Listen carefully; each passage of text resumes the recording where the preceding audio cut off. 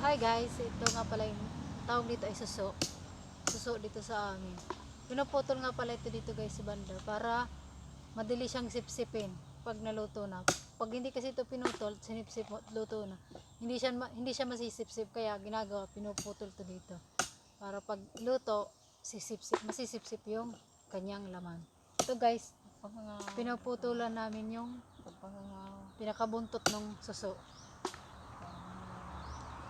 Pumungaw.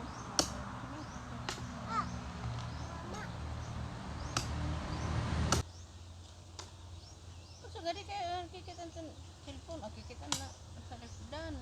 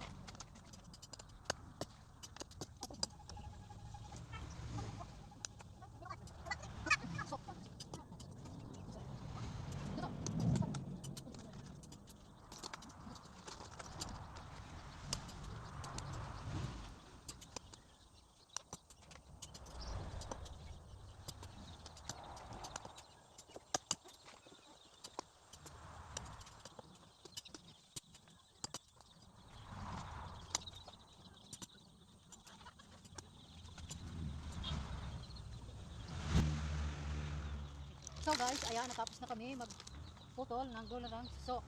Ngayon naman ang gagawin namin ay gaganyan sa tubig.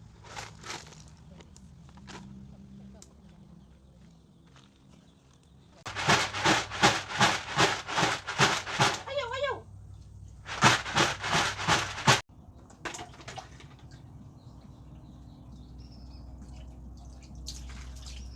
So ito na guys, magkakayod na ako ng nyog. Para sa aming suso na ulam ngayong tanghali. Guys, kagod muna ako guys.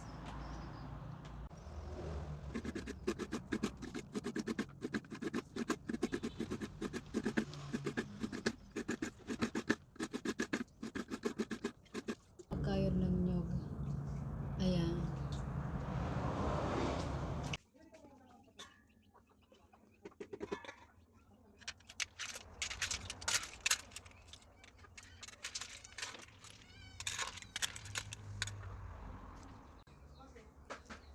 So, tikman natin guys yung suso. Ito, tikman natin.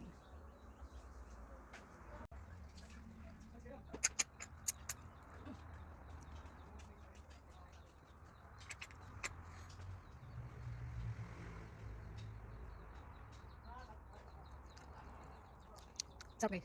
Tama lang yung lasa niya.